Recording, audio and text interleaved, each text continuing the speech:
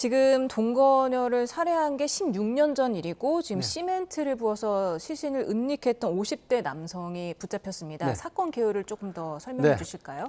경남 거제에서 일어난 건데요. 2008년 10월 10일경으로 지금 경찰 조사는 나오고 있습니다. 예. 이때 이제 그 동거녀, 그러니까 한 3, 4년 정도 동거한 여성이었습니다. 이 여성과 이 말다툼을 했다고 경찰에서는 거제 경찰서에서는 진술을 했는데요.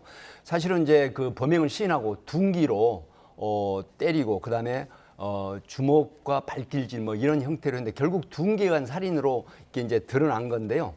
그런데도 불구하고 이 피해자를 본인이 살고 있는 오피스텔 옥탑방 옆에 베란다에다가 이 세면을 구성해 놓고 캐리어 가방에 넣어서 이 시신을 은폐한 이후에 그 다음에 이제 그곳에서 8년간 본인이 아무렇지 않게 생활을 하다가 2016년도에 경남 양산 쪽으로 이사 간 걸로 그런 범행을 한 사람으로 밝혀졌습니다. 예.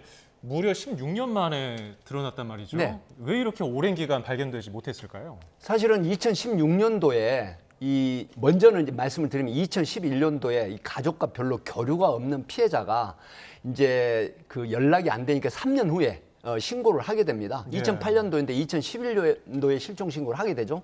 그런데 이 남성, 그 주거지에 살고 있던 남성은 참고인 조사를 받았죠.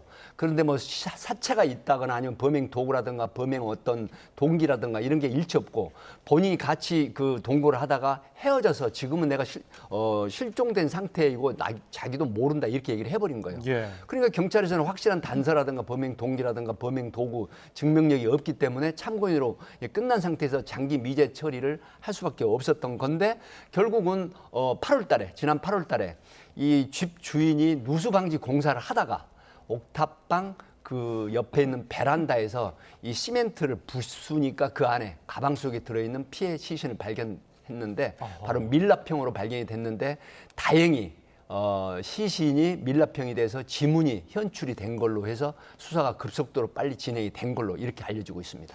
이게 지금 피해자 실종 신고가 네.